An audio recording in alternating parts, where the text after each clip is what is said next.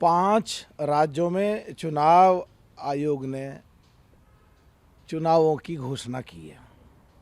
बड़ी मशक्कत के बाद प्रजातंत्र लोकतंत्र व्यवस्था को संभालते हुए एसआईआर पे प्रश्न चिन्ह लगने के बाद भी एसआईआर को कंप्लीट करते हुए मामला सुप्रीम कोर्ट में भी पहुंचा, सुप्रीम कोर्ट का आदेश भी हुआ। आदेश को कंप्लायंस करते हुए विपक्षी पार्टियों से तालमेल बैठाते हुए जो पूरी तरह एसआईआर को कल पूरा करके और जो घोषणा की है, ऐतिहासिक दिन था और लोकतंत्र और प्रजातंत्र को मजबूती देगा।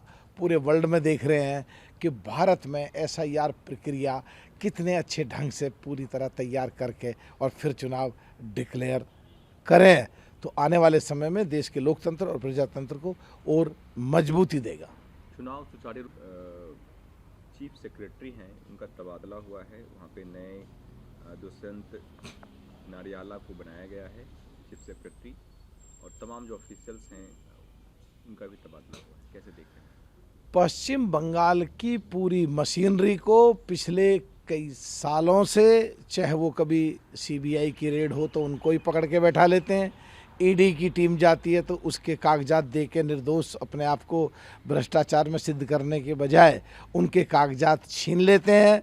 और चुनाव प्रक्रिया को कर रहे पिछले दिनों अधिकारियों के साथ जो घटनाएं की, जिसमें माननीय सुप्रीम कोर्ट ने चीफ मिनिस्टर ममता जी को फटकार लगाई, ऐसी चीज़ों को देखते हुए जब वो संविधान के साथ खिलवाड़ कर रही थी ममता जी, सुप्रीम कोर्ट ने फटकार लगाई, तो उन्हीं चीज़ों को ध्यान में रखते हुए जो डेंटेड और इफेक्टिव ये पार्शियलिटी करते हुए अधिकारियों को चुनाव आयोग ने आदेश दे करके, निर्देशित करके या अपनी पावर्स को इस्तेमाल करके नए चीफ सेक्रेटरी को लगाया। तो पारदर्शिता करने के लिए ये उठाया गया कदम है शायद चुनाव आयोग के द्वारा। अविश्वास प्रस्ताव लाया था जो कि खारिज हो गया। प्राइम मिनिस्टर मोदी ने अपोजिशन को घेरा है। उन्होंने कहा है कहीं ना कहीं ये स्पीकर को अपमान करने की साजिश थी। देखिए, जिनके पास पार्लियामेंट में नंबर ही नहीं है वो अविश्वास लेके आ रहे थे, जो पार्लियामेंट को चलने नहीं दे रहे वो अविश्वास लेके आ रहे थे, जो प्रधानमंत्री बोलते नहीं है कहते थे प्रधानमंत्री बोलते हैं तो उठ के चले जाते थे, वो अविश्वास लेके आ रहे थे।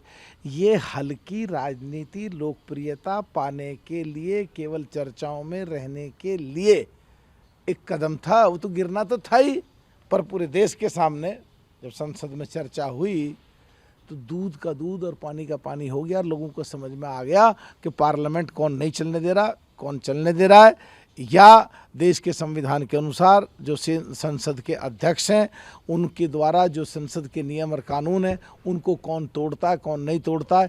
तो बिल्कुल पारदर्शिता सामने आ गई और प्रधानमंत्री जी ने उसी बारे में खुल करके अपनी बात कही है। 10 हुई जिसमें कि 11 सीटों पे चुनाव हो रहा है, बंगाल, उड़ीसा और हरियाणा में।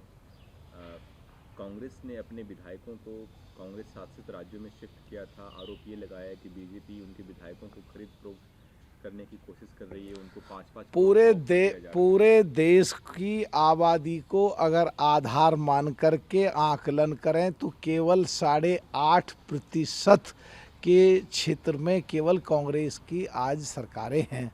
जब उनके एमएलए ही नहीं हैं, उनकी सरकारें ही नहीं हैं, 8.5% हैं ही, तो उनके राज्यसभा सांसद कहाँ से बन जाएंगे? बगैर मतलब के चीखते फिर रहे हैं हमारे चोरी कर लो, चोरी कर रहे हैं, या हम इसलिए डर के वहाँ जा रहे हैं। अरे तुम्हारे पास है क्या जो तुम्हारा ले लेंगे या चोरी कर लेंगे? है ही नहीं कुछ, तुम्हारे बनेंगे ही कहाँ से? तो जिनके एमएलए हैं, जिनकी सरकारें हैं, वो जीत के आएंगे, वो बनेंगे। उनमें एक नंबर भी इधर या उधर नहीं हो सकता किसी का। अरविंद केजरीवाल उठ गए हैं, मामला ये हाईकोर्ट में चल रहा था। देखिए, देश संविधान से चलेगा और संविधान के अनुसार इस देश की न्यायिक प्रक्रिया में अगर किसी को लगता है कहीं गलत हो रही है तो न्यायिक प्रक्रिया में जाते हैं। कई बार चीज़ें बेनिफिट ऑफ डाउट्स को लेकर भी एक्विटल मिल जाता है, कई बार बेल मिल जाती हैं, पर हर किसी को अधिकार है न्यायिक प्रक्रिया में। जो डिस्ट्रिक्ट कोर्ट हैं उसके बाद माननीय हाई कोर्ट में, उसके बाद माननीय सुप्रीम कोर्ट में, एसएलपी में जा सकते हैं। तो हर कोई आज़ाद है, जहां जाना चाहे जाए। संविधान हर किसी के लिए एक जैसा है और कानून सबके लिए एक जैसा है। अखिलेश यादव जी सिलेंडर को लापता गैस बताया है, सरकार को घेरा है। देखिए, सो कॉल्ड इंडिया गठबंधन की सबसे बड़ी पार्टी कांग्रेस अगर देश की संसद के बाहर चूल्हा लगाएगी और गैस के सिलेंडरों के पोस्टर इनके एमपीओ लेके खड़े होंगे, जबकि देश में कमी है नहीं, तो क्या करना चाहते हैं? जो जमाखोर हैं, जो ब्लैक मार्केटर्स हैं, वो इकट्ठे कर लें, लोगों से पैसा ठग लें, एक की जगह 4 गुना पैसा ले लें। तो देश में जब कमी है ही नहीं, बाहर से भी आ रहे हैं, अपनी उत्पादन बढ़ा दी है, तो ये किसी भी कीमत पे दिखाना चाहते हैं कि कुछ भी करो, कैसे ही करो, सरकार को बदनाम करो, लोगों को डराओ, देश को कमज़ोर करो। माना ये टूट गए, बिखर गए, हार गए, खिलाफत करें। MP, MLA, minister, chief minister, prime minister छोटी चीज़ है, देश बहुत बड़ी चीज़ है। जब भी देश पे आफत आई है, चाहे कोरोना काल में, चाहे पाकिस्तान हिंदुस्तान के युद्ध में, चाहे अब, ये ऐसे कार्य करते हैं कांग्रेसी जो देश के खिलाफ चली जाती हैं। देश के लोग सब जानते हैं, उतनी इन्हें सजा मिलती है चुनाव में। फिर वीके न्यूज, राष्ट्र के नाम।